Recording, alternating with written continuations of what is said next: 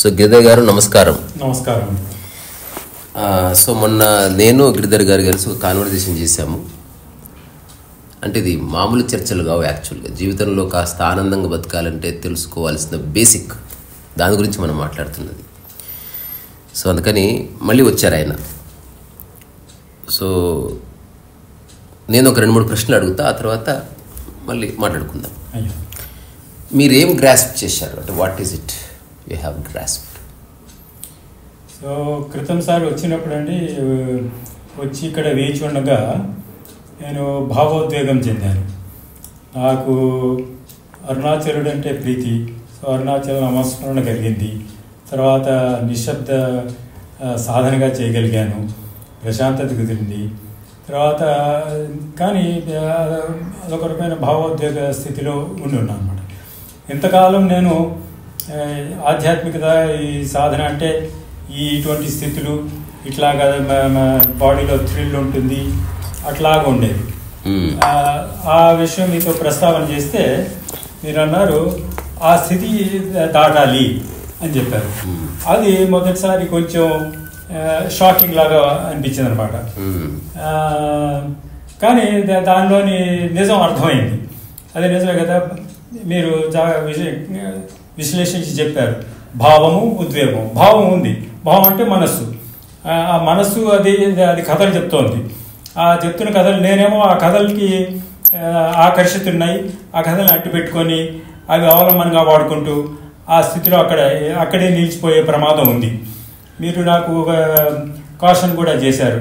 ఇటువంటి పరిస్థితులు ఉంటే సరైన గురువు దగ్గరికి వెళ్ళకపోతే వాళ్ళు మిమ్మల్ని ఎక్స్ప్లాయిట్ చేసే అవకాశాలు ఉన్నాయి అని చెప్పి. సో మనం ఇట్లా మాట్లాడుకుంటుండగా తమరు చెప్పింది ఏంటంటే, నీలో ఈ ఎమోషనల్ కంటెంట్, ఈ కొన్ని ఇటువంటి ఆస్పెక్ట్స్ ఉన్నాయి, మరొకసారి వస్తే వాటి గురించి మనం మాట్లాడుకోవచ్చు, దాన్ని రెజల్యూషన్ చేయవచ్చున్నట్టుగా మీరు సూచించారు, ఆదేశించారు. అందుకని చెప్పి ఈరోజు మళ్ళీ అంతే. అంటే మీరు ఏది గ్రాస్ప్ చేశారో అది కరెక్ట్. నిజానికి ఇది తెలుసుకుంటే ఇంకా సాధనక్కర్లే. అంటే మనకి ఎక్స్టర్నల్గా ఉన్న విషయాలను అర్థం చేసుకోవడానికి సాధన అవసరం. ఆల్రెడీ మనలో ఉన్న వాటిని గుర్తించడానికి, మనలో ఉన్న చెత్తను తీసేయడానికి సాధన అక్కర్లేదు. ఉదాహరణకి ఒంటి మీద చెత్త పడ్డది, దానికి సాధన అక్కర్లేదు, గుర్తిస్తే సరిపోతుంది. ఇట్లా అనుకుంటే వెళ్ళిపోతుంది. సో ఇది గుర్తించే అంశం తప్ప కష్టపడి మనం లొంగ తీసుకునే అంశం కాదు. కాకపోతే ప్రపంచం అంతా because of so much technology కావచ్చు, లేకపోతే గుంపు కావచ్చు, కొన్ని ఈ సాధన అనే దాని యొక్క అర్థాన్ని మార్చేసినాయి. ఇప్పుడు దాన్ని మనం సవరించలేం కూడా, అది ఉండదు అట్లనే. ఎవరి ఇబ్బంది పడని.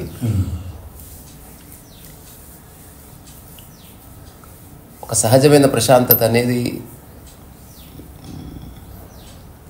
మనసులో ఏముండకపోతేనే ఎస్టాబ్లిష్ అవుతుంది. సో మనుషులతో ఉండు, కానీ ఆ మనుషుల గురించి నీ మనసులో ఏమనుకోకు. చాలా ఇంపార్టెంట్ థింగ్ ఇది. పెద్ద పెద్ద విషయాలు తెలుసుకోవడంలో ఏ ఉపయోగం లేదు. నీకు సైన్స్ తెలుసు, హిమాలయాస్ గురించి తెలుసు, గురువుల కథలు చదివా, ఇట్స్ ఆఫ్ నో యూస్. ఇక్కడ ఏమన్నా క్యారీ చేస్తున్నావు, అదొక్కటి ఇంపార్టెంట్. మనం సమాచారాన్ని క్యారీ చేస్తున్నాం, మనుషుల్ని క్యారీ చేస్తున్నాం, మనం సాధించిన విజయాలని క్యారీ చేస్తున్నాం, మనల్ని ఎవరైనా తిడితే దాన్ని క్యారీ చేస్తున్నాం. అసలు ఈ క్యారీ చేసే వాటిని ఒక్కసారి మనం స్పెషల్ ఫోకస్ చేసి చూస్తే వాటి వల్ల ఏ ఉపయోగం లేదని తెలుస్తుంది. కానీ అది చిన్న నీకు ఒక ఫీలింగ్ ఇస్తుంది, ఇది నాకు ఒక ఐడెంటిటీ ఇస్తుంది. ఇవి కనుక లేకపోతే అసలు నేను ఎక్కడికి పోతా. ఎగ్జాంపుల్, ఒకడు ఒక ఆఫీస్లో ఎంప్లాయ్ అనుకుందాం, వాడి హెచ్ఆర్ అనుకుందాం. అట్లాగే అతని ఇంటికి వస్తే భర్త, తర్వాత ఫ్రెండ్ దగ్గరికి వెళ్తే ఫ్రెండ్, ఇంకొకరి దగ్గరికి వెళ్తే ఇంకేదో. ఇప్పుడు ఒక్కొక్క దాన్ని డిస్కార్డ్ చేస్తూ వస్తే వీడెవడు అసలు? మనిషికి ఆ భయం ఉంది. అసలు మీరు నన్ను ఒక విధంగా గుర్తిస్తే, నేను మిమ్మల్ని ఒక విధంగా గుర్తిస్తే, నిరంతరం గుర్తింపు ఆడుకునే ఆట తప్ప అసలు మిమ్మల్ని ఎవరిని పట్టించుకోలేదనుకో. అసలు మీరు ఏమైపోతారు అసలు? అందుకే మనిషి ఇంత వింపర్లాడుతున్నాడు, ఇంత భావోద్వేగం ఎందుకుంది. ఇప్పుడు ఎవరన్నా నాకు నచ్చలేదు, నువ్వు ఇక్కడి నుంచి వెళ్ళిపో అంటే తట్టుకోలేడు అసలు. వాడి ఉద్దేశం వెళ్ళిపోలేక కాదు, ప్రపంచంలో ఎంత పెద్దగా ఉంది, మనిషి జన్మ పరమోత్కృష్టమైందని చెప్తున్న ఈ మహానుభావులు ఉన్నారు. ఎట్లా పాడైంది చూడు అసలు. నిరంతరం కొట్లాటలు, సంఘర్షణలు, ఒకరి పట్ల ఒకరికి అపోహలు. ఇదంతటి కారణం ఏంటంటే కొన్ని విషయాల్ని బలంగా పట్టుకొని అవి లేకపోతే నేనేమైపోతాను అన్న ఒక చిన్న ఫియర్ అయితే నాకు మనసులో కనిపిస్తున్నది. నాకు లేదు అది, నేనేది పట్టుకోలేదు. అన్నిటితో ఉన్నా, ఈ ప్లేట్తో ఉన్నా, మీతో ఉన్నా, ఈ ఫోన్తో ఉన్నా, ఈ ఇంటితో ఉన్నా, ప్రాపంచికంగా అన్నీ ఉన్నాయి కాదంటలేదు. అవన్నీ లేకపోయినా నేను హాయిగా జీవిస్తా అని నాకు ఒక స్ఫురణ కలిగింది. రెండోది, ఏమీ లేనప్పుడే స్ఫురణ కలిగింది, వచ్చినప్పుడు కాదు. అంటే రోడ్డు మీద జోబులో చిల్లిగా వలినప్పుడే నాకు ఆ భావన కలిగింది. అట్లా కొన్ని సంవత్సరాలు ఉన్నాను. అందుకని అది వేరే వాళ్ళకి ప్రూవ్ చేసే అంశం కాదు. అలాగని అదేం గొప్ప కూడా అంటలేదు. ప్రకృతి ఏమో అది. అంటే మన యొక్క స్థితి వచ్చిపోయే వాటి మీద ఆధారపడి ఉండకూడదు అన్నది నేను రియలైజ్ అయిన అంశం. ఇది ఎవరికి వాళ్ళు చెక్ చేసుకోవాల్సిందే. ఎందుకంటే నేను మీ మనసులో పరకాయ ప్రవేశం చేసి దూరి నేను చెప్పలేను. మీ లైఫ్లో వస్తుంది పోతుంది. దీన్ని బేస్ చేసుకుని మీ మైండ్ ఏమైనా ఫ్లక్చువేట్ అవుతుందా అంటే ఆ వచ్చిపోయే దానికి మీకు ఏదో అటాచ్మెంట్ ఉంది. నెక్స్ట్ వచ్చినప్పుడు పోయినప్పుడు నిర్లిప్తంగా ఉండండి. ఎవరన్నా అంటున్నారు, గిరిధర్ మీరు అసలు చాలా గ్రేట్ అండి, అసలు మీరు చేసిన సేవ చెప్తూ ఉండగా మీకు చిన్న ఎగ్జైట్మెంట్ వచ్చింది అనుకో. Now you are enjoying that. I'm not saying you don't enjoy, you listen. ఒకవేళ అడిగారు అనుకో, అవును మీరు చెప్పింది విన్నాను నేను, యా ఐ హర్డ్. ఇక్కడ ఏం ఎగ్జైట్మెంట్కి స్కోపే లేదు. వినడం ముఖ్యం. ఎగ్జైట్మెంట్ ఎందుకు వచ్చింది? అట్లీస్ట్ నన్ను ఇతను గుర్తిస్తున్నాడు, అక్కడ వచ్చింది ఎగ్జైట్మెంట్. వినడం ఈజ్ వెరీ గుడ్. నువ్వు ఎవరేం చెప్పినా విను. దీనికి కొంచెం ఫ్లిప్ సైడ్ కూడా ఉందండి. ఇలా ఎవరన్నా మనని ప్రశంసిస్తుంటే అవును అది విని గర్వపడకూడదు, ఉద్వేగించకూడదని ఒక సైడ్.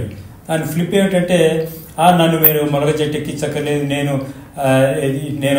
నాకు గర్వం ఎక్కుతుంది కాబట్టి మన రెండో సైడ్ వెళ్ళి కించపరుచుకుంటూ లేదండి మీరు చెప్పినంత లేదండి, నేను అంత గొప్పవాడిని కాదని అని ఒక ఆత్మన్యూనత భావంలో ఆ రెండు ఉన్నాయి. ఇప్పుడు నేను అనేది ఏమిటంటే ఆ రెండు ఉంటాయి, ఎప్పటికి ఉంటాయి. నువ్వు ఏదైనా చేస్తే పొగిడేవాడు ఉన్నాడు, నువ్వు ఏదైనా చేయకపోతే తెగిడేవాడు ఉన్నాడు. ఉండని. నేను అంటున్నది మన స్టేట్ ఆఫ్ మైండ్ ఎట్లుందన్నది మాత్రం మీ చేతులు ఉంది. మిగతావన్నీ మన చేతులు లేవు. మన ఎకానమీ మన చేతులు లేదు, ఈ సీజన్స్ మన చేతులు లేవు, చెట్టుకొచ్చే కాయ మన చేతులు లేదు, మన భార్యకు వచ్చే తుమ్ము మన చేతులు లేదు, విజయం మన చేతులు లేదు, ఏది మన చేతులు లేదు. ఒక్కటి నీ చేతులు ఉంది.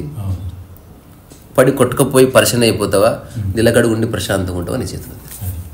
మిగతావేవి మన చేతులు లేవు. చివరికి మన హెల్త్ కూడా మన చేతులు లేదు. ఒక్క నీ యొక్క మానసిక స్థితి మాత్రమే అస్సలు నీ చేతిలో లేనట్టుగా అనిపిస్తుంది. కానీ సరిగ్గా చూస్తే అది కంప్లీట్గా నీ ఆధీనంలోకి వస్తుంది. నువ్వు బ్యూటిఫుల్గా ఆపరేట్ చేస్తావు, ఒక స్థిర చిత్తం చూస్తావు. ఎవడు పొగుడుతున్నాడు దానికి కారణం ఏందో చూడడం మొదలైనప్పుడు నువ్వు అందులో పడిపోవడం తగ్గిపోతుంది. ఒకటి పొగడడానికి ఆ కారణాన్ని ఇప్పుడు మీరు డబ్బులు ఇస్తే డబ్బులు ఇచ్చిన వ్యక్తిని పొగుడుతున్నాడు, డబ్బుని పొగుడుతున్నాడు, నన్ను కాదు. ఒకవేళ నా బదులు ఆ పక్కింటోడు ఇచ్చినా అతను కూడా పొగుడుతాడు, నన్ను కాదు. ముఖ్యమంత్రికి ఫ్లవర్ బొకే ఇస్తే ముఖ్యమంత్రికి కాదు ఇచ్చేది, ఆ కుర్చీకి ఇస్తున్నారని గుర్తించిన క్షణం you are out of this game. ఇలాగా మీరు భావోద్వేగం కాదు దాన్ని అధిగమించి దానిలోని సటిలిటీ చూడమని సూక్ష్మత చెప్పడం వల్ల అప్పుడు నాకు తెలిసి వచ్చింది. ఇప్పుడు ఈరోజు ఎంత బాగుందో చూడండి. ఇప్పుడు ఆ భావోద్వేగాన్ని ఒకవేళ ఎవరన్నా సమర్థిస్తే అదే ఆధ్యాత్మికత అనుకునే పొరపాటు ఉంది. ఆధ్యాత్మికత అంటే ఏ ఉద్వేగం లేకుండా ఉన్నదాన్ని అద్భుతంగా స్పష్టంగా యథావిధిగా చూడడం. ఆ సూక్ష్మతే మీరు చెప్పడం వల్ల సూచించడం వల్ల తెలిసి వచ్చింది. లేకపోతే అంత పూర్వం గుళ్ళకి వెళ్తాము, మహాత్ముని చూస్తాము, వారు ఆ స్థితిలో ఉన్నారు, మనం ఇక్కడ ఉన్నాము అనేటువంటి స్థితి లేకుండా ఏది ఉండకూడదో అది ఇంకింత ప్రబలమవుతుంది బయట. అంటే నేను చూసి ఆశ్చర్యపోతానంటే నేను ఒక మనిషిని ఎంతకని చెప్తాం, ఎక్కువ చెప్పే విషయం కాదు. జనాలకి ఎవరిదన్నా మనం చెప్తే నువ్వు క్రిటిసైజ్ చేస్తున్నావు అని కోపాలు వచ్చేస్తాయి ఉత్తుగా. నాకు ఎవరితో గొడవ పెట్టుకోవడం ఇష్టం లేదు. అసలు ఈ భూమి మీద పేరు తెచ్చుకొని మరణించడం అంత స్టూపిడిటీ ఇంకొకటి లేదు. నిజంగా పేరంటూ వస్తే ప్రయత్నం వల్ల రాకూడదు. అది రమణ మహర్షికి వచ్చింది చూసారా, అట్లా ఉండాలి పేరు వస్తే. అతను కోరుకోలేదు, అతను ఉన్నా పోయినా పట్టించుకోలేదు, జస్ట్ ఊరికే అట్లా తనను డిస్టర్బ్ చేయని ఒకానొక సక్సెస్, ఒకానొక పేరు వచ్చింది. తనకేం సంబంధమే లేదు అసలు. కానీ ఒక సందేహం అండి, ఇప్పుడు జ్ఞాన మార్గం, భక్తి మార్గం ఇవంతా చెప్పుకొస్తారు కదా. భక్తి మార్గం ద్వారా వెళ్ళిన వాళ్ళు మీరాబాయి అనొచ్చు, మిగిలిన అనేక మంది భక్తులు ఉన్నారు. వారంతా ఆ యొక్క తాదాత్మ్యంలో ఉన్నారు వారు మరి భాగవద్యోగం చెందిన వారు కదా. భగవద్గీతలో కూడా భక్తి యోగంలో భగవాన్ అంటారు, మై ఆవేశిత చేతసాం, నా యందు ఆవేశింపబడినటువంటి వ్యక్తి అటువంటి వాడు నాకు సచమే ప్రియ, నాకు ప్రియుడు. అంటే మరి అక్కడ భావం మరి మనస్సు అవి ఇన్వాల్వ్ ఉన్నాయి కదా, అది కూడా అధిగమించవలసిందా? మళ్ళీ ఇప్పుడు మీరు ఈ 3 పదాలు తెచ్చారు కాబట్టి మళ్ళీ అందులో ఒక అంతఃసూత్రం ఉంది. అది చెప్పకపోతే ఇది కూడా చాలా మిస్లీడ్ చేసిన విషయాలు ఇదొకటి. జ్ఞానయోగము, భక్తి యోగము, కర్మయోగం, ఈ 3 వేరే కావు. ఫస్ట్ ఈ 3 ఒక్కటే. జ్ఞానయోగము, భక్తి యోగము, కర్మయోగము లేకుండా ఉండదు. భక్తి యోగములో కర్మయోగము, జ్ఞానయోగం లేకుండా ఉండదు.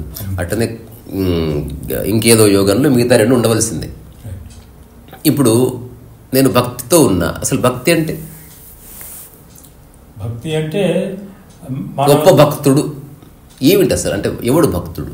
పూజలు చేసేవాడా, ఊదికడ్డలు వెలిగించేవాడా, పెద్ద పెద్ద అన్న సంతర్పణలు చేసేవాడు? అసలు భక్తుడి యొక్క మూల ధర్మం ఏమిటి అసలు?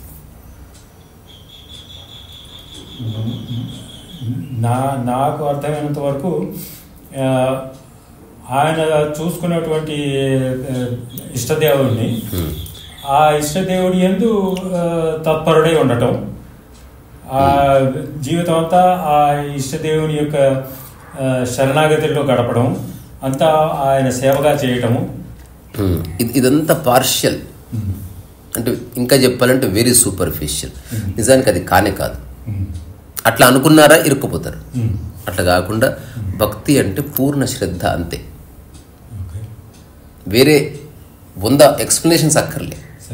ఇప్పుడు చిన్న ఎగ్జాంపుల్ ఇస్తా, మీరే మీ జీవితంలో చెప్పండి. ఇప్పుడు ఈ వ్యక్తి ఒక భక్తుడు, ఇతను దీన్ని ఆరాధిస్తున్నాడు.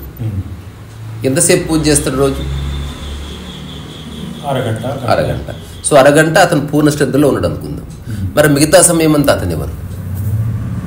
ఇది రియల్ క్వశ్చన్. ఇప్పుడు నేను ప్రతిరోజు 1 అవర్ మెడిటేషన్ చేస్తే బాగుంటుంది అంటే 23 గంటలు బాగుండదా నీకు? నువ్వేం చెప్తున్నావు అసలు? సో ఇప్పుడు ఇది మిస్లీడ్ చేసిన విషయాల్లో ఇదొకటి. ఇప్పుడు ఎవరో తన్మయత్వం చెంది కన్నీళ్లు పెట్టి ఏదో చేస్తే అతనెందుకు ప్రమాణం మనకు? నీకు నచ్చింది కాబట్టి ప్రమాణంగా తీసుకున్నావు అంతే. లేదా అతను ఫేమస్ అయ్యాడు కాబట్టి ప్రమాణంగా తీసుకుంటావా? మూలార్థాన్ని పట్టుకొని దానిని అనుభవంగా ప్రమాణంగా తీసుకోవాలి తప్ప ఎవరో ఏదో ఒక రోగ్ ఏదో విధంగా ఒక మూమెంట్ క్రియేట్ చేసాడు అనుకో, అది మనకు ప్రమాణం ఎట్లయితుంది? అంటే గుంపును చూసి పడిపోయావు అనుకో, చిట్ ఫండ్ కంపెనీలో ఎక్కువ మంది పెడుతున్నారని చెప్పి నువ్వు డబ్బు పెట్టినట్టే. ఏదో రోజు కంపెనీ ఎత్తేసి తెలుసు, వాడు పెట్టాడు, వీడు పెట్టాడు, నేను పెట్టాను, మొత్తం పోయాయి. అట్లా కాకుండా సంపూర్ణ శ్రద్ధ అన్నింటి పట్ల, దానికి భక్తి అని పేరు. ఆ అన్నింటిలో పరమాత్మ కూడా ఉన్నాడు. ఇప్పుడు చూడండి డెఫినేషన్ ఎట్లా మారిపోయింది. శ్రద్ధ అంటే ఏమీ లేదు. నువ్వు ఒక పని ఎక్కువగాను ఒక పనిగాను తక్కువగాను కాకుండా అన్ని పనులు సమదృష్టితో చేయడం శ్రద్ధ అన్నమాట.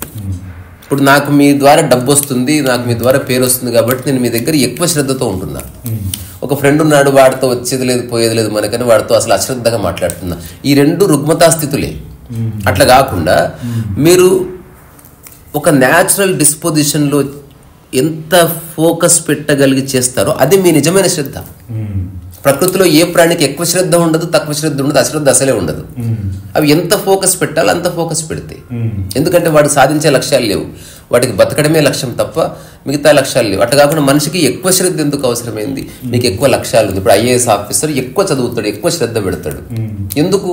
అతను ఒక బెనిఫిట్ ఆశిస్తున్నాడు కాబట్టి. సో ఆధ్యాత్మికత బెనిఫిట్ ఓరియంటెడ్ కానే కాదు. అట్లా కాకుండా సమశ్రద్ధ అంటే ఎక్కువ శ్రద్ధ లేదు, తక్కువ శ్రద్ధ లేదు, ఏదైనా మీరు టెస్ట్ చేసుకోవచ్చు. ఇప్పుడు శ్రద్ధగా నీళ్ళు ఇవ్వనంటే ఎట్లా ఇస్తారు మీరు?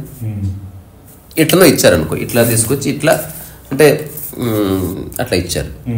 ఇప్పుడు అది మీకు హాయిగా ఉంటే అన్ని పనులు అట్లే చేయండి. ఎదురుగా ముఖ్యమంత్రి వచ్చినా అట్లే ఇవ్వండి నీళ్లు, బిచ్చగాడు వచ్చినా అట్లే ఇవ్వండి. అప్పుడు మీరు సమస్థితిలో నిలబడ్డట్టు. ఆ తర్వాత పరమాత్మ దగ్గరికి వెళ్ళినా అట్లే ఇవ్వండి. ఇక్కడ ఇది మొదటి సూత్రం. ఇక్కడితో అయిపోలే భక్తి యోగం. భక్తి యోగం తర్వాత నువ్వు ఏ పరమాత్మను ఆరాధిస్తున్నావో నేను కర్తను కాదు అంతా తానే కర్త అని చెప్పి తీరాలి. అంత తాను చేయిస్తున్నాడు.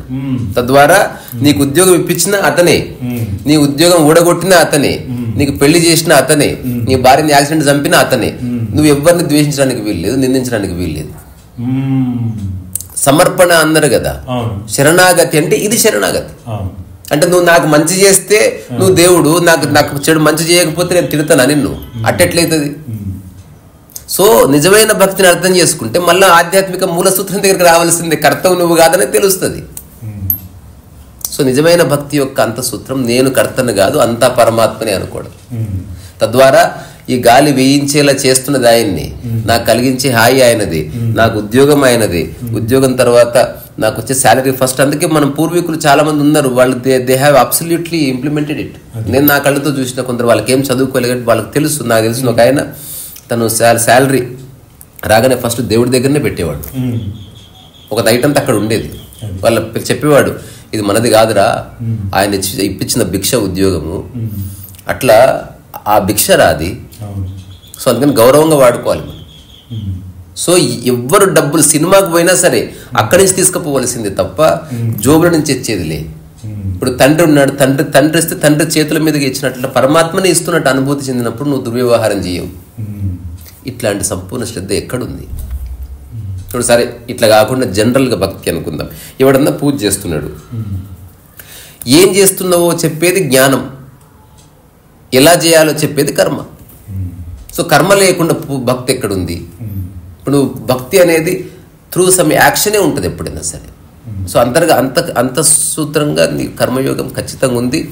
ఇప్పుడు నేను భక్తి ఉంది నాకు శ్రీకృష్ణుని పట్ల, నేను భగవద్గీత చదువుతున్నాను, భగవద్గీత జ్ఞానము కాదా? భగవద్గీత చదవడము కర్మ కాదా? నేను చదువుతున్నాను చెప్పి ఇట్లా పుస్తకం ఇట్లా ఎగిరేసుకుంటే చదివితే అది శుద్ధ కర్మ ఎట్లయితుంది? అది డిస్రెస్పెక్ట్ఫుల్ అవుతుంది. సో భక్తి అలవడిందా కర్మ అలబడుతుంది, నిష్కామ కర్మ అలబడుతుంది. అట్లాగే నీకు పూర్ణ జ్ఞానం కూడా అర్థమవుతుంది. ఇప్పుడు ఎవడైనా నాకు భక్తి యోగం తెలుసు, నేను కర్మయోగిని కాదని అంటే వాడు డంబెస్ట్ పర్సన్, వాడి విషయం అర్థమే కాలేదు. భక్తి యోగమైనా నేను తీసుకెళ్ళేది అక్కడికి. అక్కడేమిటి? నేను కర్తను కాదు, అంతా పరమాత్మ. కర్మయోగమైనా తీసుకెళ్ళేది అక్కడికి. నేను నిష్కామ కర్మ చేస్తున్న ఫలితం నాకు సంబంధం లేదు, పూర్ణ శ్రద్ధతో పనిచేస్తున్నా, అక్కడికే వచ్చిందో. అట్లా కాకుండా జ్ఞానయోగమైనా ఇంతే. అసలు నేను ఒక అనామకుణ్ణి, అసలు కర్తాభావన లేకుండా శుద్ధ కర్మ చేస్తున్నా, మిగతాది ఏమన్నా కానీ. సో అన్నీ ఒకటే, ఒక్కొక్కడు ఒక్కొక్క చోట నిలబడి మాట్లాడుతున్నాడు. అందుకే కన్ఫ్యూజన్ బయలుదేరుతుంది. ఒకప్పుడు ఇంత కన్ఫ్యూజన్ లేదు. ఇప్పుడు ఎప్పుడైతే influx of information, lot of people, తర్వాత ట్రాన్స్పోర్టేషన్ ఎప్పుడైతే వచ్చేసిందో, మంచికి ఎంత రెస్పాన్స్ ఉందో చెడుకు అంత రెస్పాన్స్ ఉంది. ఒక మంచి ఫిలాసఫీకి ఎంత రెస్పాన్స్ ఉందో ఒక నెగిటివ్ ఫిలాసఫీకి అంతే రెస్పాన్స్ ఉంది. ఒక మంచి పాటకి ఎంత రెస్పాన్స్ ఉందో బూత్కి అంతే రెస్పాన్స్ ఉంది. సో ఇప్పుడు కనుక్కోవడం కష్టం. ఇప్పుడు మొట్టమొదటిసారి మనిషి ఎరుకలో ఉండవలసిన అవసరం వచ్చింది. He has to be absolutely aware of his life. ఎందుకంటే మిస్గైడ్ చేయడానికి 1,00,000 ఆప్షన్స్ ఉన్నాయి ఇప్పుడు బయట. ఇదే ఒక 100 ఏళ్ల క్రితం అనుకోండి, ఎట్లుంటుంది మన లైఫ్? అసలు ఇంటర్నెట్ లేదు, ఏమీ లేదు, ట్రాన్స్పోర్టేషన్ లేదు, ఎడ్ల బండి లేదు. మహా మీరు ఊర్లో దొర అయితే మీకు ఎడ్ల బండి ఉంటే ఎక్కువ, నేను దొరని కాకపోతే నాకు ఎడ్ల బండి ఉండదు అంతే. నీకు పొలం ఉంది, నాకు పొలం ఉంది. నీ దగ్గర ఆ ఫ్యాన్ లేదు, నా దగ్గర ఫ్యాన్ లేదు. నీకు కార్ లేదు, నాకు కార్ లేదు. నీకు బ్యాంక్ బ్యాలెన్స్ లేదు, నాకు బ్యాంక్ బ్యాలెన్స్ లేదు. నీకు మొబైల్ లేదు, నాకు మొబైల్ లేదు. 99% ఈక్వాలిటీ ఉంటుండే. ఓన్లీ ఒక ఫీలింగ్ ఉంటుండే అంతే, నేను దొరని రా అనే తప్ప మిగతా డిస్క్రిమినేషన్ ఏది లేదు. ఇప్పుడు అంతులేని డిస్క్రిమినేషన్స్ వచ్చింది.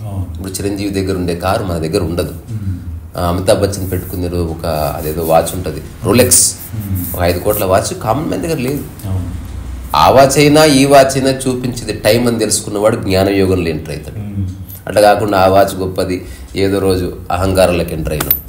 వాచ్ పెట్టుకుంటున్నావు, నువ్వు మామూలు రూపాయి వాచ్ అయినా రోలెక్స్ వాచ్ అయినా ఒకేలా పెట్టుకుంటే నీకు భక్తి అర్థమైంది. నువ్వు చిన్న పని చేసినా పెద్ద పని చేసినా నేను పని పరిపూర్ణంగా చేస్తా, ఫలితం ఏదన్నా తీసుకుంటా అన్నవా కర్మయోగం అర్థమైంది. సో ఇవన్నీ వేరు అంశాలు కాదు. మీరా అని ఎవడు చూడలే, డాక్యుమెంటేషన్ లేదు, మనం ఓన్లీ కథలుగా విన్నాం. మీరా భజన్స్ విన్నాం, నాకు మీరా అంటే చాలా ఇష్టము, మీరా భజన్స్ అంటే నాకు ఇష్టము. బట్ జనాలు చెప్తున్న కాంటెక్స్ట్లో నేను ఎప్పుడు మీరా అని చూడలే. నిజంగా భావోద్వేగానికి లోనైన వ్యక్తి అసలు పాటలు ఎట్లా రాస్తాడు, ఎట్లా పాడతాడు? ఒక స్థిర చిత్తం ఉండాలి నువ్వు పాట రాయాలంటే. ఇప్పుడు ఏడుస్తూ గొడవలు చేస్తూ అరిచేవాళ్ళు ఒక పాట రాయమని అట్లా అరుచుకుంటూ. సో ఫస్ట్ టైమో సెకండ్ టైమో ఒక భావోద్వేగం వస్తే వచ్చిండొచ్చు, కానీ పొద్దస్తమానం ఎవడికి భావోద్వేగం వస్తుంది? జీవితంలో ఒకసారి నాకు కూడా భావోద్వేగం వచ్చింది, కానీ రోజు తలుచుకొని ఎవడు ఏడుస్తాడు? కృష్ణుని చూడగానే ప్రతిరోజు కన్నీళ్ళు పెట్టుకుంటూ నువ్వు ఎప్పుడు పాట పాడతావు, నువ్వు ఎప్పుడు పాట రాస్తావు, నువ్వు ఎప్పుడు కంపోజ్ చేస్తావు? ఇప్పుడు ఈ విషయంగానే ఇదివరకు కొన్ని సంఘటనల గురించి విన్నాను. అవి కథలుగా అనుకున్నాను కానీ నాకు నేనుగా అన్వయించుకోలేదు. కానీ మీరు సూక్ష్మత చెప్పిన తర్వాత అన్వయించుకుని అర్థమైంది. సో ఒక సంఘటన నేను విన్నది ఏమంటే, పూంజాజీ వారు భగవాన్ దగ్గరికి వచ్చినప్పుడు ఆయన చేస్తున్న సాధన వల్ల వారికి కృష్ణుడు బాలకృష్ణుడిలాగా వచ్చి ఆయన దగ్గర మాట్లాడుతున్నట్టు, సంభాషిస్తున్నట్టు, ఆడుకుంటున్నట్లు ఇట్లంతా ఉండేది. ఆ విషయం వచ్చి భగవాన్ దగ్గర విన్నవిస్తే భగవాన్ అన్నారు, వచ్చే కృష్ణుడు అలాగే వెళ్ళిపోతాడు. అలాంటి అంటే మీరు చెప్పినట్టుగా ఈ భావాన్ని నీవు ఎవరో, నువ్వు దేన్ని ధ్యానిస్తున్నావో, నీ మనసులో ఏది సమాచారం ఉందో అదే నీకు దర్శనం ఇస్తుంది. అది సత్యము కాదు. ఒక cultivated image, it may be divine or it may be something else, but image is image. మనిషికి ధైర్యం సరిపోదు. ఇప్పుడు నాకు తెలిసిన ఒక వ్యక్తి ఉన్నాడు, అతను చెప్తాడు, నాకు రామకృష్ణ పరమహంస దర్శనం అయింది. నేను ఒకసారి అడిగాను, ఒక్క చైనా గురువు దర్శనమైందా? ఎందుకంటే నీకు చైనా గురువులు ఎవరో తెలియదు కాబట్టి.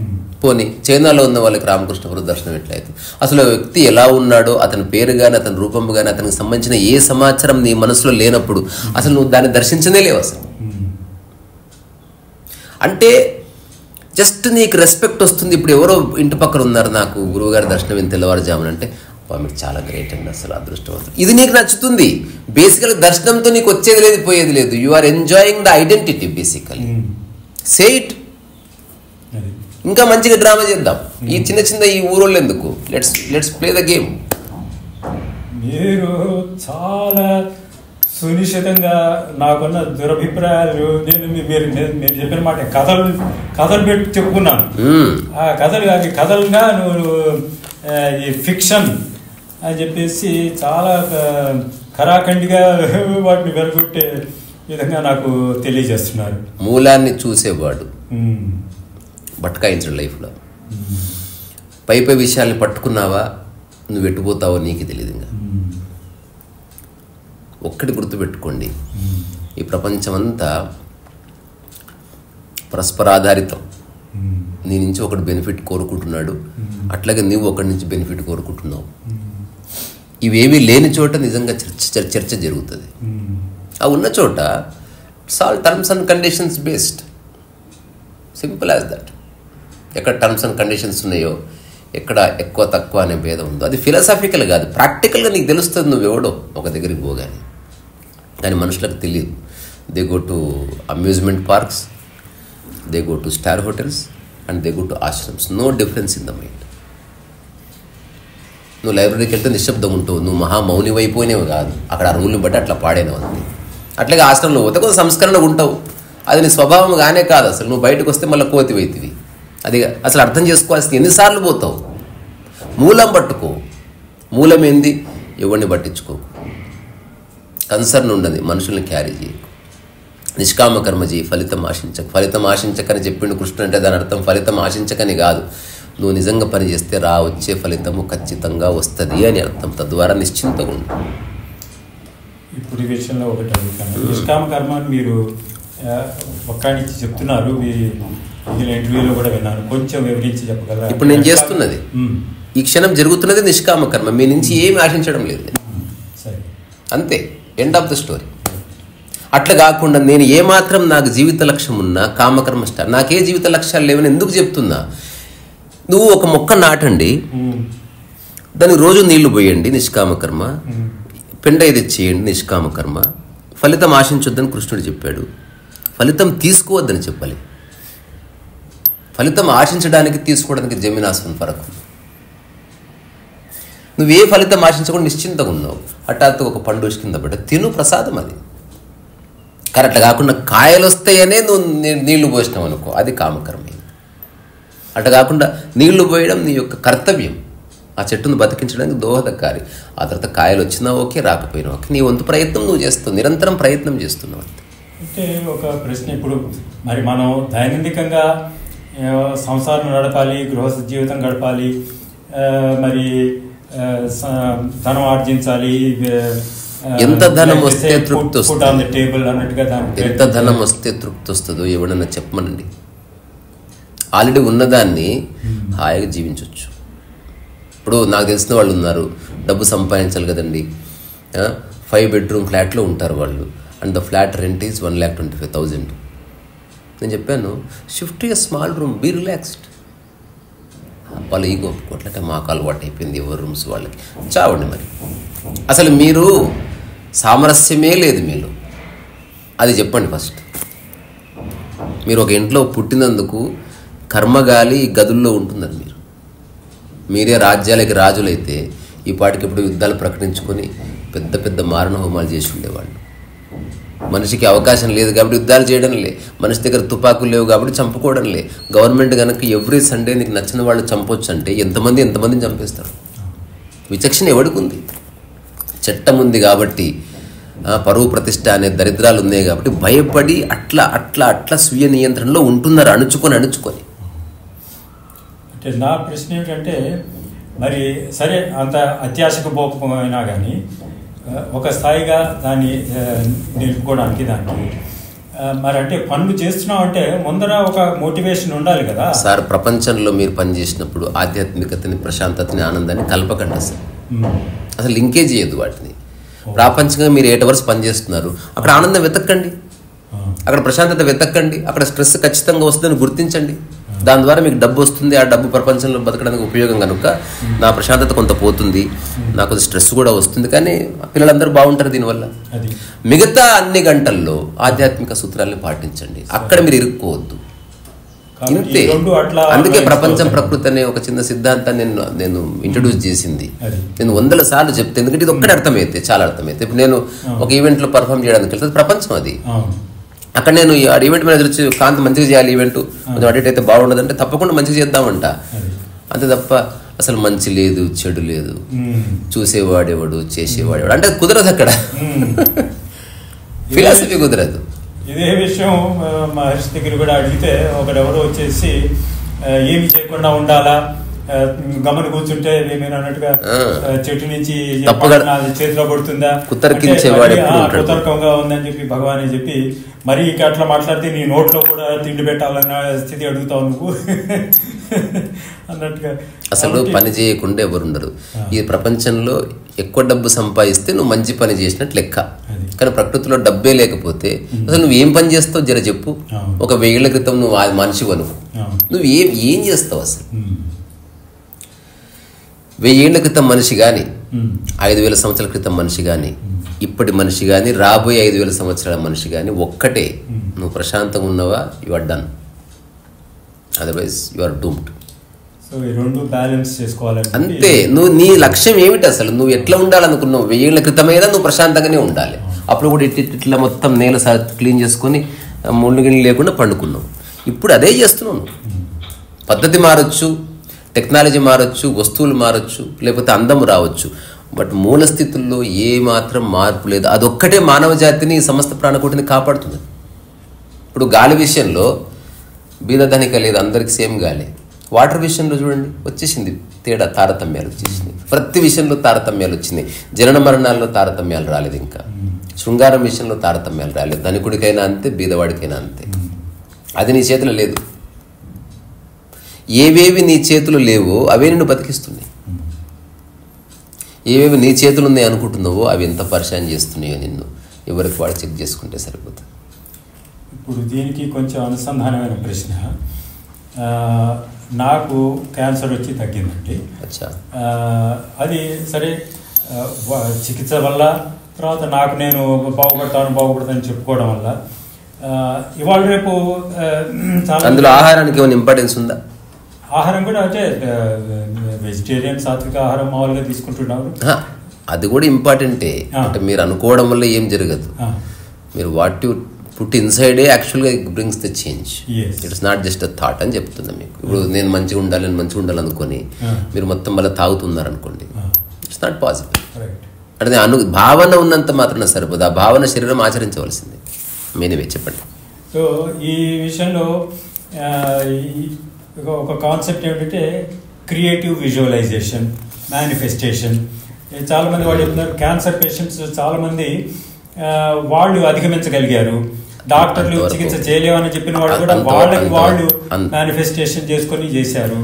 సో ఇప్పుడు ఆధ్యాత్మికతకి అంటే ఇప్పుడు మేనిఫెస్టేషన్ అంటే నేను కర్తృత్వ భావం తీసుకోవాల్సి వస్తుంది. నా దేహాన్ని నేను బాగు చేసుకుంటున్నాను, నా దేహంలో మంచి చేసుకుంటున్నాను. ఆ కర్తృత్వ భావం అంటే మరి నిష్కామ కర్మకి ఇదేమో ఇది నేను ఓనర్షిప్ తీసుకొని నేను చేస్తున్నాను, నేను విజువలైజ్ చేస్తాను, ఈ రెండింటికి పొంతనకు వచ్చి నాకు ఏమీ లేదు. మీరు చెప్తున్న దాంట్లోనే జవాబు ఉంది. ఇప్పుడు మీరు యాజ్ ఎ జెండర్ మీరు మేల్ ఆర్ ఫీమేల్, ఇది కర్తాభావన లేకుండా చెప్పింది. ఉన్నది చెప్పడం వేరు, నేనే మగోడిని అని చెప్పడం వేరు. అక్కడ వచ్చింది అహంకారం. నేను చేస్తానులో కర్తభావన లేదు, నేనే చేస్తాను, నేనే చేయగలను. ఇక్కడ వచ్చింది కర్త. అంటే క్లెయిమింగ్ ఈజ్ ద డూయర్ అనమాట. పనిలో ప్రాబ్లం లేదండి, ఎవరైనా పని చేయవలసిందే. చేసే వాళ్ళందరూ ఒకలా కనిపిస్తున్నారు. ఒకడు గుర్తింపు కోసం పని చేస్తున్నాడు, ఒకడు డబ్బు కోసం పని చేస్తున్నాడు, ఒకడు కర్మ బాలేక చేస్తున్నాడు, ఒకడు ఏం చేయాలో తెలియక చేస్తున్నాడు, ఒకడు శుద్ధమైన శ్రద్ధతో చేస్తున్నాడు. అంతే, దట్స్ ఆల్. సో ఇదే కొనసాగిస్తే దేహంలో ఉన్న రుగ్మతల్ని అదే మళ్ళీ అక్కడికి వస్తున్నా. సో ఇది వేరే కథ. ఎప్పుడైతే ఒక person nobody wants to die, సాధ్యమైనంత రోజులు ఉందాం. నేనే చెప్తున్నాను, I want to live at least 150 years if possible. ఎందుకంటే నాకు క్రియేటివిటీ ఉంది, వైరన్ ఉంది. ఎందుకు తొందరగా చచ్చిపోవాలి? ఎవడో రుగ్మతలు ఉన్నాడో, స్ట్రెస్ ఉన్నాడో, డిప్రెషన్ ఉన్నాడో వాడిపోవాలి, కానీ నాకేం అవసరం? I live here. అలాగని ఏ ఆశ కూడా లేదు. అవకాశం అంటూ ఉంటే ఐ విల్ బీ హియర్, అది మాత్రమే చెప్తున్నా. రెండవది, శరీరానికి సంబంధించిన ఈ ఎయిల్మెంట్స్ ఏవైతే ఉన్నాయో అది కంప్లీట్ డిఫరెంట్ కాంటెక్స్ట్. అట్లాంటి వాడు ఒకవేళ అట్లా అనుకోవడం వల్ల, సెల్ఫ్ మోటివేట్ చేసుకోవడం వల్ల వాడు సర్వైవ్ అవుతాడు అనుకుంటే లెట్ హిమ్ డూ. కానీ ఆరోగ్యంగా ఉన్నవాడికి ఎందుకు? ఆరోగ్యంగా ఉన్నవాడు ఎప్పుడైనా అట్లా అనుకుంటాడా?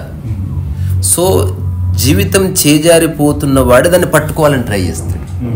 ఒక కొండ మీద నుంచి జారి పడుతున్నవాడే కొండని పట్టుకోవాలని ట్రై చేస్తాడు. నేను పక్కన ఉన్నవాడు ఎందుకు పట్టుకుంటా కొండని? సో నిజంగా ఇష్యూ వచ్చిందనుకో, you may need some motivation, you have to take somebody as inspiration.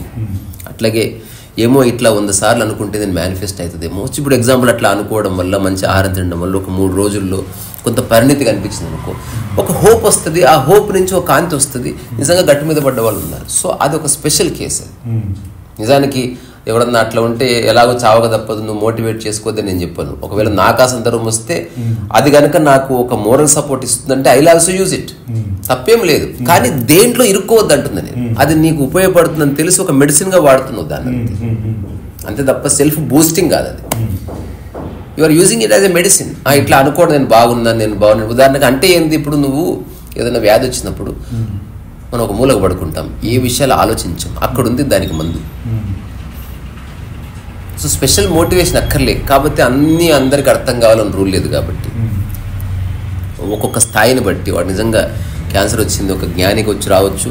Ramana Maharshi లాంటి వాడికి ఆయన ఏం మోటివేట్ చేసుకోలేదు, ఊరికి నిమిత్త మాత్రంగా ఉన్నాడు, సాక్షిగా ఉన్నాడు. ఒకసారి అందరు అన్నారంటే అసలు ఎంత ప్రాబ్లం వచ్చిందో చెయ్యి కంటే. అవును పాపం ఎంత ప్రాబ్లం వచ్చిందో. ఇప్పుడు అందరూ అడిగింది ఏమిటి, అదేనండి మీకు వచ్చింది, నాకెక్కడ వచ్చింది, నా బాడీకి వచ్చింది. కానీ మీరు నా బాడీని చూస్తున్నారు, నేను నా బాడీని చూస్తున్నాను. అది నాకేం సంబంధం? బాడీకి అయ్యే నొప్పి బాడీకి ఉంది. అప్పుడు నోరు ఇష్టం అబ్బా అంటుంది, అది బాడీని. నా మనసుకు పట్టుకోలేదు. నేను క్లియర్గా చెప్పిన, ఎవరిని అడిగినా ఎవరు చెప్పలేకపోయింది జవాబు. ఇప్పుడు మీకు జ్వరం వస్తుంది, బాడీకా మైండ్కా? అయిపోయాయి. సో మైండ్ సపరేటే ఉంది ఫస్ట్ నుంచి. నాకు ఏ జ్వరం రాలే ఈనాటి వరకు. 2009 నుంచి నా బాడీ కొన్నిసార్లు జ్వరం వచ్చింది, నా బాడీకి నిందనే మోషన్స్ అయినాయి. నీ బాడీ ఒకరోజు మరణించవచ్చు. So fact is a fact. అది అర్థం చేసుకునే స్థాయి ఉన్నవాడికి అట్లా, కొందరికి తెలియదు. అందుకని he has to motivate himself. నేను బాగుంటాను, నేను బాగుపడతాను, నాకు ఉద్యోగం వస్తుంది, నేను బైక్ కొంటాను, 6 నెలల్లో బైక్ కొంటాను అని ఇట్లా అనుకోవడం వల్ల ఏంటంటే వాడు కొంచెం ఎక్కువ జాగరూకతగా ఉండి ఎక్కడైనా డబ్బు వచ్చే అవకాశం ఉంటే వాడు గుర్తుపెట్టుకొని ఆ డబ్బు వచ్చే అవకాశం సద్వినియోగం చేసుకొని బైక్ కొంటాడు. నిజానికి అనవసరంగా హెడేక్ అది. నేను వర్క్ చేస్తాను, డబ్బు ఎలా వస్తుందో తెలుసుకుంటే అది బైక్ ఏమిటి, చార్టర్ ప్లేన్ కొనుక్కోవచ్చు. నువ్వు అంత కష్టపడక్కర్లేదు. ఎప్పుడన్నా ముఖేష్ అంబానీ కొడుకు అనుకుంటాడు నేను బైక్ కొనాలి, నేను బైక్ కొనాలి, నేను బైక్ కొనాలని. వాడు అసలు అనుకోకూడని ఆలోచన అది. ఒకవేళ వాడు అట్లా అనుకున్నాడు అనుకో, వాడు సంథింగ్ ఏదో ప్రాబ్లం ఉన్నట్టు. అతను అనుకోవాలి ఒక 5,000 కోట్లతో కంపెనీ స్టార్ట్ చేయాలి అని అనుకోవాలి. అతని దగ్గర 3,000 కోట్లు ఉన్నప్పుడు 5,000 కోట్లు అంటే అతనికి పెద్దది కాబట్టి అతను మళ్ళీ ఏది నీకు సాధ్యమో అక్కడ ఏ మోటివేషన్ ఎందుకు, ఏది నీకు అసాధ్యమో దాన్ని నువ్వు క్యాచ్ హోల్డ్ చేయాలంటే అప్పుడు నీకు మోటివేషన్, ఈ తలకాయ నొప్పి, self boosting, I can do it. Doubt వచ్చింది అందుకే I can do it, come on guys we can do it అంటే డౌట్ ఉంది. ఎప్పుడైనా నువ్వు నీళ్ళు తాగినప్పుడు అనిపించింది ఐ కెన్ డూ ఇట్ అని? అదే గొంతులో అల్సర్ అయింది, అసలు లోపలికి మింగడం కూడా కష్టం, అప్పుడు అనిపిస్తుంది ఐ కెన్ డూ ఇట్ నా. ఎందుకంటే నీకు డౌట్ ఎంత ఉంటే అంత ఐ క్యాన్ వస్తుంది, అట్లాగే ఐ మే వస్తుంది, ఐ విల్ వస్తుంది, ఇవన్నీ వస్తాయి. సో అర్థం చేసుకోవడంలో ఒక్కొక్కరి స్థాయి ఒక విధంగా ఉంటుందండి. సో నేను చెప్పేది జనరల్ కాంటెక్స్ట్ కాదు, the truth is this much అంతే. నీ ఇష్టం ఎలాగైనా తీసుకో. ఇప్పుడు దీన్ని కూడా ఉల్టా పల్టా అర్థం చేసుకొని ఎవరన్నా అన్నారనుకోండి, I say all the best. So దీనాదాన నేను అన్వయిస్తున్నది ఏమిటంటే, శరీరంలో రుగ్మతలు ఇవి ఉంటే సరే చికిత్స పొందుతాము. ఈ మేనిఫెస్టేషన్ లాంటివి కూడా కర్తృత్వ భావం అయినా కూడా చేసుకో. అట్లీస్ట్ నువ్వు బతికిన తర్వాత మళ్ళీ నువ్వు బయటపడదు బయటకు పడి సరే. సో దానికి ఆధ్యాత్మికతకి లింక్ సాధన అనేది లేదంటారు మీరు, అది ఒప్పుకుంటాను. సాధన ఉంది కానీ కొంతసేపే ఉండాలి సాధన. ఎక్కువసేపు సాధన చేస్తున్నాను నీకు ఎవరో తప్పుగా బోధించారని అర్థం. అదే కాబట్టి ఈ రెండింటికి they are not contradictory. So నాకు ఆ సంశయం తొలగిపోయింది. ఇప్పుడు ఆ సందర్భంలో నేనున్నప్పటికీ, ఎందుకంటే ఎప్పుడైతే శరీరం జారిపోతుందో ఒక్కొక్కసారి మనస్సు నీరు గారిపోయే అవకాశం ఉంటుంది. అందరికీ అంత స్టామినా ఉండదు, ఆ క్లారిటీ ఆఫ్ థాట్ ఉండదు. కొందరు తుత్తగానే హఠాత్తుగా డల్ అయిపోతారు అనమాట. ఏవో వాడు అనుకునే 3-4 పనులు జరగకపోతే పడిపోతారు. వాడి ఫోన్ 5 మంది ఎత్తకపోతే పడిపోతాడు కొందరు. అంటే అట్లా ఉంటుంది. 1 మంది 5 మంది అనుకోగా ఎత్తారో ఒక్క ఉత్సాహం వచ్చేస్తుంది. ఇదంతా అబద్ధం బేసికల్లీ. సరే అయినప్పటికీ అందరికీ సెల్ఫ్ రియలైజేషన్ అవ్వాలని లేదు, అయ్యే సామర్థ్యం అందరికి ఉన్న they block their own path అనమాట. అది స్వయంకృత అపరాధాలు చాలా ఉంటాయి. అందుకని నేనేమంటాను, ఒక్కొక్కసారి చిన్న చిన్న పద్ధతులు ఉపయోగపడితే ఉపయోగించుకో, కానీ అది లిమిటెడే. That is not the solution, that gives a hope. ఉదాహరణకు ప్రతిరోజు నేను మా పిట్టకి కాళ్ళు మొక్కిపోతే నాకు మంచిగా అవుతుందని నమ్మితే మంచిగా అయితే మంచిదే, కానీ మంచిగా పోతే పిట్టని చంపకు. అంటే దానికి అనవసరంగా దాన్ని లింక్ చేయకు. ఇప్పుడు సెల్ఫ్ మేనిఫెస్టేషన్ అని చెప్పి డబ్బులు మేనిఫెస్ట్ చేయొచ్చు, అవి మేనిఫెస్ట్ చేయొచ్చు, సక్సెస్ మేనిఫెస్ట్ చేయొచ్చు. యాక్చువల్గా they are manifesting their life. అంటే ఆ మేనిఫెస్టేషన్ ప్రక్రియ వాళ్ళు చేస్తున్నారు, నువ్వు టూల్ అయినావు దానికి. నీకు డబ్బులు సంపాదించి వచ్చింది క్లాస్ చెప్పి వాళ్ళు డబ్బులు ఎర్న్ చేస్తారు, నువ్వు ఇంకా ఎర్న్ చేయలే. సో మనిషికి ఆశ ఎంత ఉందంటే అందరికంటే గొప్పగా, అసలు మనకు చిన్నప్పటి నుంచి ఒక్క సూత్రం చెప్పింటే బాగుండేది, గొప్పగా జీవించడం కాదు హాయిగా జీవించడానికి ప్రయత్నం చేయి. రెండవది ఇలా చెప్పింటే అసలు ఇంత న్యూసెన్స్ ఉండేది కాదు. ఇప్పుడైనా పుట్టిన పిల్లవాడికి ఒక సమాజం అంతా ఇట్లా చెప్తే అసలు కారున్న వాడిని చూసి ఎవడు జెలసీ ఫీల్ కాడు. ఓహో మీకు అది మాధ్యమమ్మా, మేము సైకిల్లో వస్తాం, అట్లా ఉంటుంది. అంతే, జెలసీ ఉండదు, ఎవరికి ఏది సాధ్యమో అట్లా. ఇప్పుడు అన్ని వృత్తులు గౌరవప్రదమైనవి, ఎక్కువ వృత్తి తక్కువ వృత్తి అనేది కాదు. ఒక్కొక్క వృత్తికి ఒక్కో తరహా డబ్బు వస్తుంది, కానీ గౌరవానికి డబ్బుకి సంబంధం లేదని మనకు చిన్నప్పుడు చెప్పి ఉంటే అసలు చెప్పులు కుట్టుకొని బతికేవాళ్ళు. మీరు ఐఏఎస్ చేసి అంటే అంత మంచి క్రాక్ చేసినా కూడా అది నేను చదువుకొని నాకు సాధ్యమవుతుందా కాదా, నేను ఎగ్జామ్ రాయగలనా లేదా, ఒక ర్యాంకు కొట్టగలనా టెస్ట్ చేశాను. బేసికల్గా నాకు కూరలవడం ఇష్టం అండి, నేను ఆ పని చేసుకుంటానని చెప్తాను. అట్లా నీకు జీవితం చరితార్థమవుతుంది. అంటే నువ్వు ఎంత చదువుకున్నావని కాదు, ఏ పని చేస్తే అసలు నువ్వు చేస్తున్నట్టే తెలియదు, అది దొరికించుకొని అందులో రమించినప్పుడు కదా అత్యంత సహజంగా నీకు జీవితం దొరికేది. మనం we are going against the stream and we are searching for the core of life. ఎట్లా కుదురుతుంది అంటే ఎడారిలోకి వెళుతూ నీటి గురించి ఆలోచిస్తే ఎట్లా? స్వామి, ఒక సూటి ప్రశ్న. నేనున్న స్థితి నుంచి ఇట్లా అడగకూడదు, మీరు అసెస్మెంట్ నాకు ఇవ్వగలిగి తర్వాత ఇక్కడి నుంచి నేను ఏ విధంగా పురోగతి చెందవచ్చును, గట్టెట్లా ఎక్కవచ్చును అనేటువంటి అది మీకు రికార్డుతో సంబంధం లేకుండా చెప్తాను. మంచి, అది అందరికి అవసరం లేదు. మంచి ఒక చిన్న మాట అంతే. అదే అట్లాగే. తర్వాత అండి జస్ట్ సమాచారం కోసం 209లో మీకు ఈ 2009 తర్వాత 2014 వరకు ఇది కొంచెం ఆ వివరాలు చెప్పారా? ఎట్లా దానివల్ల ఉపయోగం లేదు, ఏమీ లేదు, సంశయం పోయింది నాకు. అంతకుమించి ఏమీ లేదు. ఇప్పుడు సైకిల్ మీకు ఎప్పుడు వచ్చు అంటే ఏదో డేట్ చెప్తారు, అట్లాంటి డేట్ అది, దట్స్ ఆల్. దాంతో ఏం సంబంధం లేదు. అంటే ఫస్ట్ టైం ఇప్పుడు మీకు సైకిల్ వచ్చా? వచ్చు. ఎప్పుడు నిలబడ్డది సైకిల్? కొన్ని రోజులు సాధన చేయక అంటే పడిపోతూ పడిపోతూ నిలబడి మళ్ళీ పడుతూ నిలబడి సంశయం ఉంటుంది ఇంకా. కానీ ఒకనొకరు సంశయం కూడా పోతుంది, అది ఎవరు గుర్తుపట్టలేరు. ఇట్ జస్ట్ గాన్, నువ్వు హ్యాపీగా తొక్కుతుంటావు అంతే.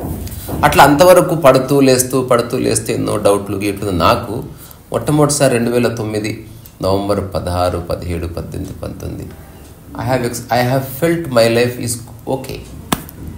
అంతవరకు డౌట్ ఉన్నది, అంతవరకు పరిగెడుతున్నా, అంతవరకు పోల్చుకుంటున్నా, అంతవరకు తృప్తి లేదు, అంతవరకు బాగాలేదు, అంతవరకు ఇంకా మనసులో వేరే వాళ్ళు ఉన్నారు.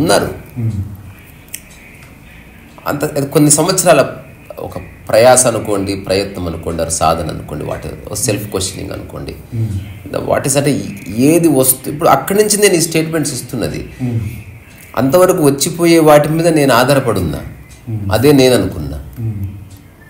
తర్వాత తెలిసింది అసలు వచ్చిపోయే వాటికి అతీతంగా నేనున్నా. సడన్లీ సంథింగ్ స్టక్ అనమాట. అసలు I just became silent. First time I felt as if I'm alone here. నాకు ఇప్పటికీ అదే సత్యము. నేను ఆ పూర్తి ఏకాంతాన్ని అనుభూతి చెందుతూ ఉంటాను. అసలు నాకు ఎంతమంది ఇప్పుడు మీరున్నా, నేను ఎవరిని ఇక్కడ తీసుకోను. అసలు మీరు ఏదో అడిగారు, నేను ఏదో చెప్పాను. ఇప్పుడు నాకేదో లక్ష్యం ఉంటే కదా మనసు ఉండేది. మనసు బలపడాలంటే లక్ష్యాలు ఉండాలి, ఉద్దేశాలు ఉండాలి, జీవిత పరమార్థాలు ఉండాలి, ఏదో సాధించే గొప్ప గొప్ప కార్యక్రమాలు ఉండాలి. అప్పుడు కదా మనసు ఉండేది. ఏమి లేకపోతే ఏ మనసు? నిద్రలో ఎట్లుందనో మెలకువలు అట్లుందని. ఇప్పుడు అది ఎవరికి అర్థమయ్యే విషయం కదా. మరి ఎన్ని పనులు చేస్తున్నాం కదా, ఊరికే చేస్తున్నారు. అబ్బాయి ఆ పిట్ట కూస్తుంది, ఊరికే కూస్తుంది. అది నాకు రాయడం చేతన ఉంది, రాస్తున్నాను. మీరు కొనండి పుస్తకాలు, లేకపోతే లేదు. I never ask anybody to buy my book. Clear. ఒకవేళ దాంట్లో కంటెంట్ ఉండి మీ అంతకు మీరు అంతఃస్ఫురణ కలిగితే కొనుక్కుంటారు అంతే. That's not my job. I'm not in the business of selling books. At the most I can print and keep it by the side of me. మీరు అడిగితే మీకు ఇస్తాను అంతవరకే, అంతే తప్ప మీరు చూడండి ఈ పెయింటింగ్ ఉంటారు బాగుండదు, మీకు గోడకు పెట్టుకోండి. అసలు నా జీవితంలో ఆ పని చేయండి. ఐ డిసైడెడ్, అంటే నా అవసరమైతే నేను అడుగు తింటాను, కానీ జస్ట్ లైఫ్ని బిజినెస్ చేయదలుచుకోవాలి. నేను వ్యక్తిగతంగా ఎన్ని పనులు చేయాలో అన్ని పనులు చేసి ఈ భూమి నుంచి నా శరీరాన్ని వదిలేసి వెళ్ళిపోతా తప్ప అందులో ఏం ప్రాబ్లం లేదు. నేను ఖచ్చితంగా పుస్తకాలు, రకరకాల ప్రయోగాలు చేస్తాను, అది నేను చేయగలను. తర్వాత చిన్న మొబైల్తో సినిమా తీస్తా, చేయగలను. ఏం ఆశించను. ఆ హిట్ అయితేంది, ఫ్లాప్ అయితేంది, హూ కేర్స్ రండి. ఆ సంబంధమే లేదు. అది ఇది ఇంకొక దీనికి రాజ్ వెల్కమ్. రండి. అది కెమెరా ఉంది, ఇట్లా కూర్చో. మీరు కుర్చీలో కూర్చుంటారేమో, కుర్చీలో కూర్చోండి హాయిగా. ఇది ఈ మధ్యగా మాట్లాడుతుంది కూడా, మొన్న కూడా ఒక ఇంటర్వ్యూ వచ్చింది. మనస్సు హృదయంలో అవుతుంది. ఇప్పుడు అది చర్చించిన వృధా. ఎందుకంటే ఫస్ట్ అసలు మనస్సు అంటే ఏంది అంటే, అందరికీ ఆలోచనలు వస్తే పోతాయి, మనసులో ధారణలు ఉంటాయి కదా, అప్పుడు మనసు ఎస్టాబ్లిష్ అవుతుంది ఎవరికైనా. అంటే మరి కాంప్లికేట్ కాకుండా మీకు ఏదైనా లక్ష్యం వచ్చిందా, మనసు ఏర్పడడం స్టార్ట్ అయింది అన్నట్టు. అదర్వైజ్ మనసు ఉండదు. ఇప్పుడు మీరు నీళ్లు తాగుతున్నారు, అది మనసుగా లేదు, అది చేష్టగా ఉందంతే. అట్లా కాకుండా నీళ్లు దొరకకపోతే నేను ఏదేమైనా బాటిల్ నీళ్ళు చేసి దొరికించుకుంటానన్నది అప్పుడు మనసు అయితే. మనసు అంటే తీరని ఆలోచన, అది ఇంకా ఫుల్ఫిల్ కావాలి, అదే మనసుగా మారుతుంది అన్నట్టు. Otherwise there is no. చిన్నపిల్లలకి ఏం మనసు ఉండదు. మమ్మీ చాక్లెట్ అన్నాడు, చాక్లెట్ ఇస్తాను, అయిపోయింది. చాక్లెట్ వద్దా లేదా, హీఈస్ వాడు ఫ్లో అవుతున్నాడు వాడు. అట్లా కాకుండా ఏదేమైనా నేను చాక్లెట్ సంపాదించాలి అన్న లక్ష్యం ఏమీ లేదు వాడికి. అదేమో తెలియక, తెలిస్తే రమణ మహర్షి అంతే. ఇప్పుడు ఆ మనసు లేదు, తద్వారా ఆ స్థితే హృదయమైంది. ఏదన్నా ఆశించి మీకు ఇస్తే మనస్సు, ఊరికే ఇస్తే హృదయం అంతే. సో ఇదే నేను అడుగుపోయింది ఈ 209 నవంబర్ ప్రాంతాల్లో 2009 తప్పు చెప్తున్నాను. ఎప్పుడు 209 అంటున్నారు, 2009 అంటే కొన్ని వేల ఏళ్ల క్రితం అయితే 2009 ప్రాంతాల్లో. అంటే మీ అనుభూతి ఈ మనోలయం అయిందని అనుకోవచ్చునా? అసలు ఏ అనుభూతి, అన్ని వీక్నాయి అసలు. బేసికలీ ఫస్ట్ అన్ని అనుభూతులు పోయినాయి, అసలు ఏ అనుభూతి లేవు. అసలు ఆ మనసే లేదు ఇంకా. అది గొప్ప అనుభవం కాదు, అసలు అనుభవం కాదు, ఏమీ కాదు. అది చెప్పుకోవడానికి భాష పరంగా ఇప్పుడు ఎవడన్నా ఏదన్నా ఆశించి, ఇప్పుడు నేను ఒక ఎంపైర్ రన్ చేయాలంటే ఇప్పుడు దాని చుట్టూ నేను పిచ్చి కథ అల్లాలి. అసలు అట్లాంటివి ఏమీ లేవు. అసలు ఉన్న అనుభూతులన్నీ పోయినాయి. సింపుల్గా చెప్పాలంటే మళ్ళీ చెత్త రాసుకున్న పేపర్ మీద మొత్తం తీసేస్తే ప్లేన్ పేపర్ మిగిలింది. అప్పుడు పేపర్కి ఏమైనా అనుభూతి ఉంటుందా? ఏముంటుంది? ఇంతకుముందు ఎట్లుందో అట్లుందా, అంతే. ఏముండదు. నేను జన్మతహా ఎట్లున్నానో ఇప్పుడు అట్లుంది అంతే. బాడీ మారచ్చు, నా చుట్టుపక్కల వస్తువులు మారచ్చు, ఫ్రెండ్స్ మారచ్చు, but nothing changed as being. రెండోది మనసు అంటావా, I'm operating the mind, I'm not the mind. అంతవరకు క్లియర్. మీతో మాట్లాడుతున్నా, నేను మాటని వాడుకుంటున్నా. ఆ మాట ద్వారా నా యొక్క అనుభవాన్ని అయితే చెప్పే ప్రయత్నం చేస్తున్నా. చెప్పినా ఏమీ కాదు, చెప్పకపోయినా ఏమీ కాదు అని తెలుసుకునే చెప్తున్నా తప్ప నేను చెప్పాను మీరు అర్థం చేసుకోవాలి బాగుండదు, లేకపోతే మనం అలాంటివి ఏమి లేవు. అర్థం కాకపోతే మళ్ళీ మాట్లాడుకుందాం. చాలా ధన్యవాదాలు. సంతోషం. మళ్ళీ మాట్లాడుకుందాం. మీకు నేను మళ్ళీ మాట్లాడతా.